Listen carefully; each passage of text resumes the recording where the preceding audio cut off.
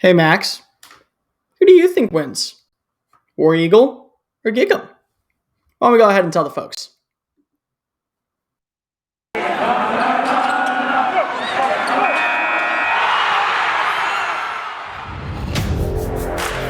You are Locked On Aggies, your daily podcast on the Texas A&M Aggies. Part of the Locked On Podcast Network, your team every day.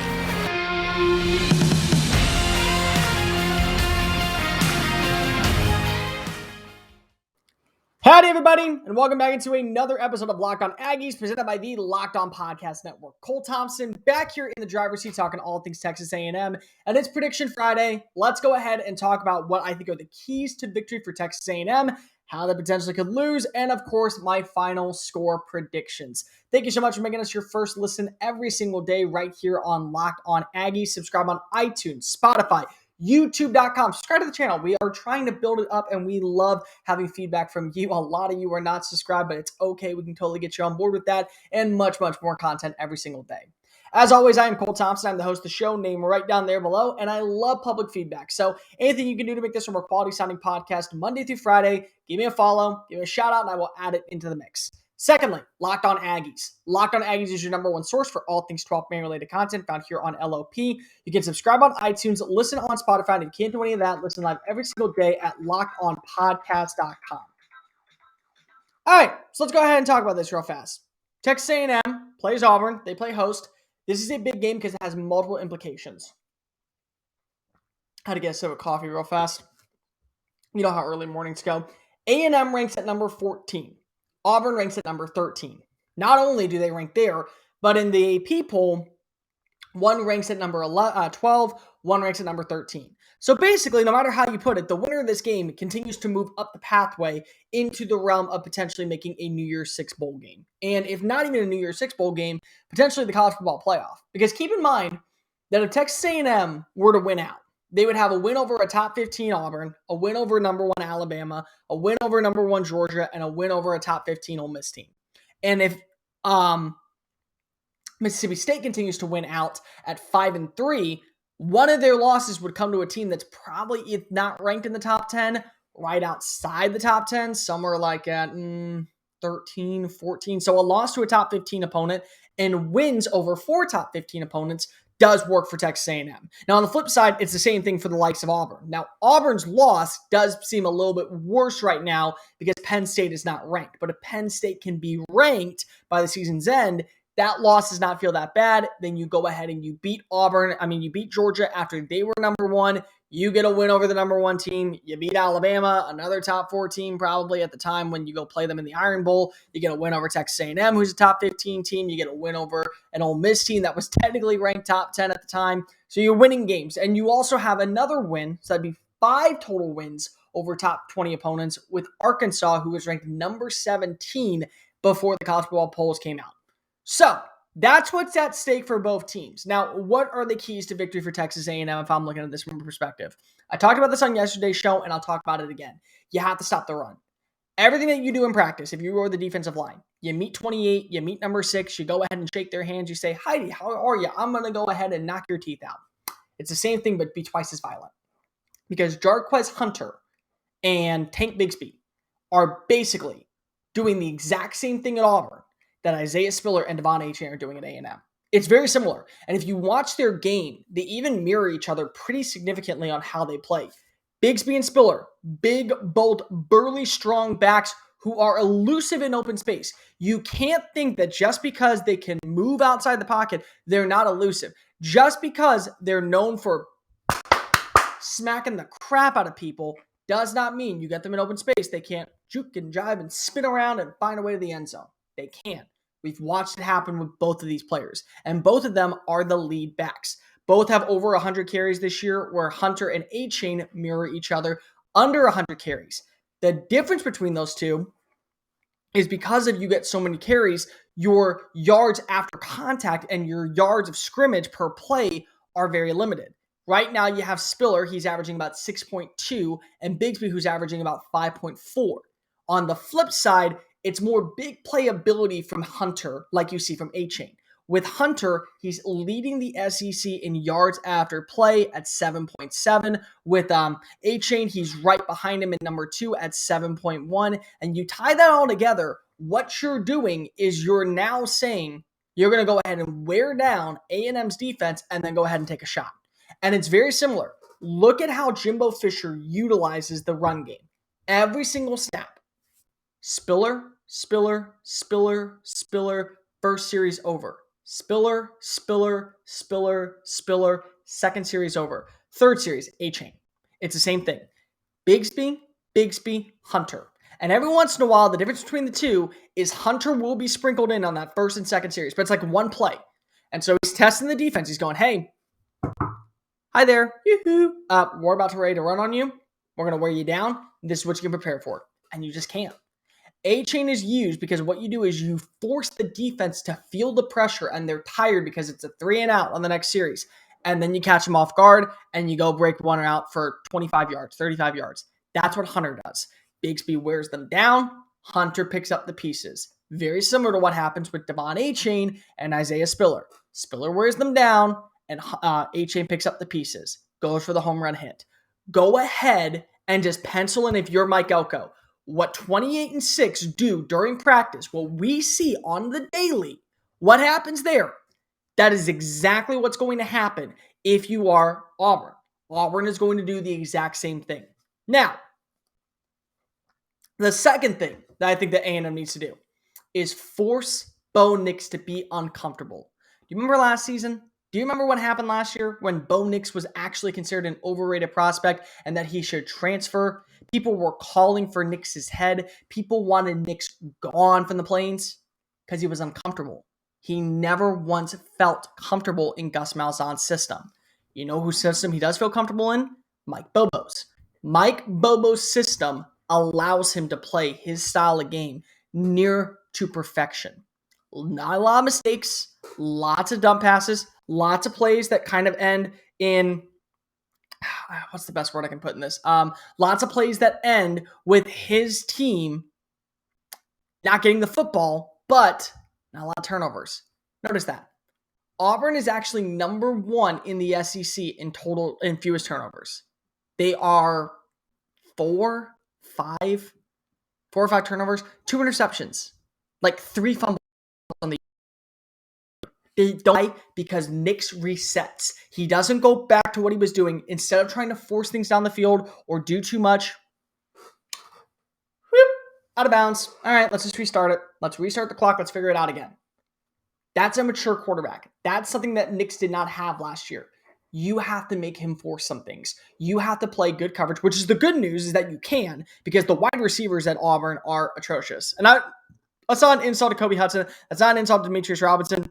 That's more of an insult to the lack of extra talent around them, to where I think all of them could actually be very successful if they weren't all trying to be the number 1 guy. If they were trying to be the number 2 guy, the number 3 guy, I would actually think that their numbers are pretty good. But the fact that they're all like 300, 315 yards, and the only separation is like maybe 6 or 7 yards between the two, none of them are number 1 receivers. And by this point of the season, you would expect to have at least 700, maybe 800 yards if you were a really good passing offense, which you're not. But that means that when Bo Nix gets the opportunity to pass, you have to take that away. You have to take that element away. You have to force him to run, Hunter to run, and Bigsby to run. And that means by closing the gap, playing really good in coverage, and having a good pass rush. Tyree Johnson is supposed to be back. He's leading Texas A&M in sacks. I think at the same time, you also have to consider DeMarvin Leal probably playing a little bit more than Michael Clemens, maybe mixing them in on plays. I would possibly play a little bit more McKinley Jackson. Actually, I'd play a little bit more Shamar Turner. I think that he's done a better job this season, kind of bull rushing right now. I would play Jaden Peavy really heavily against the run. On plays where it's not the run, I would probably play Jackson, because if you want that bull rush pass, so Turner and him coming up A gap, kind of bulldozing over the center and the guards who are veterans. They have been there. They have starting experience to be able to get that type of pressure up the middle, and then Clemens and Leal, or Clemens and Johnson, or Johnson and Leal, or something like that. That's the way to win. Those are the 2 biggest keys to stopping Auburn's offense from doing a dang thing. And I mean anything. That is the biggest key. This episode of Locked On Aggies is brought to you by McDonald's, proudly serving customers since 1965. McDonald's has always been a place that's more tasty and affordable food. It's just great for friends and family to reconnect. It's a place where you go to study, pick up an ice cold vanilla milkshake, dip your fries in it. It is a delectable treat that everyone loves. After a football game, go ahead and get yourself a big double quarter pounder and an ice cold beverage to pair up with those delectable fries. You know you love it. I know you love it. It's a place you always look forward to stopping by on a long road trip, resting your legs, getting in stretching, and refueling your body. I go there usually once or twice a week, get myself a sausage McMuffin. It is delicious. I wake up at 3 in the morning when I go to there. It's 6 a.m. It gets me going through my workout along with Built Bar. Those are the two products I have. They're absolutely delicious. So make sure you go ahead and stop by McDonald's. Tell them Locked On Aggie sent you. And maybe, who knows, one day we'll have an official watch party sponsored by McDonald's with Locked On Aggies. Ba-da-ba-ba-ba. I'm loving it. This episode of Locked On Aggies is brought to you by Built Bar. Did you know that Built Bar is not only delicious, but it's also a very nutritious treat? And if you haven't had it before, no problem. Most protein bars are covered in a chalky, waxy type of taste, but instead, Built Bar does more. Built Bar is covered in 100% real chocolate and it's soft and easy to chew. Plus, they have every unique variety flavor out there. So whether you're into coconut almond, mint brownie, salted caramel, cherry barcia, or any other delectable flavor, they got you covered. Go visit BuiltBar.com and type in the promo code LOCKED15 to save 15% off your very next purchase. That's LOCKED15 for 15% off at BuiltBar.com. Stop being the salty sweets and enjoy a treat that will meet your needs. Built Bar from BuiltBar.com. Locked On Aggies, presented by the Locked On Podcast Network. All right, 3 players to watch for Texas A&M. I'm going to go ahead and give you a surprise one in this first one at number 3. It's Leon O'Neal. Because Leon O'Neal recently has been playing more of like a rover type role. They don't really mind playing nobody deep. They're actually switching him and Damani Richardson out a little bit from time to time. They also are bringing in an extra cornerback from time to time. I'm very interested to see what he does because, like I said, I said in yesterday's show, I feel like you need to have that linebacker be that last resort type of player. I feel like because of the way that Hunter and Bigsby can get yards after the scrimmage and after the line of scrimmage, you need to have somebody who can play that teeter line. And to me, I don't know if Edgerrin Cooper can do it. I do not know if Andre White can do it. I don't know if Aaron Hansford can do it. But I do know for a fact Leon O'Neal can do that. He's physical. He's trying to, quote unquote, wake him up. He wants to set the tone, and he isn't afraid to get his body dirty. That's the biggest adjustment I've seen from him the past 2 years. He's getting more and more physical, not really worrying about the finesse, more so worrying about the physicality. I think that scouts are starting to look into that. This will be a game where I think if he can show that he can play the run, it's only going to boost his draft grade up. I talked to a scout friend of mine, what was it? Tuesday this past week. And he said that right now he's playing himself into a day 2 category. And arguably in a weaker safety class, he could end up being the number 2 safety. So that's a name I'm really going to be watching for. Number 2, I'm going to go Damon Demas. I really am. And the reason why is because I want to see a big time shot. I feel like the way to beat Auburn is by not doing what Auburn does. And Auburn does not take a lot of shots. They run the football consistently. They try to pass on third down. They try to continue to pick up third down conversions. They try to go ahead and go for short. They're not afraid of every once in a while taking a deep shot, but it's like 1 or 2. It's like 1 or 2 deep shots a game, and then they're kind of done. They're just going to go ahead and trust what they know.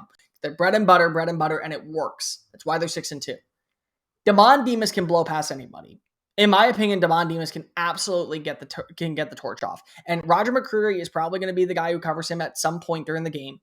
I would love to see Damon Demas just break off. Zach Calzada hit him in stride. Zach, just hit him in stride.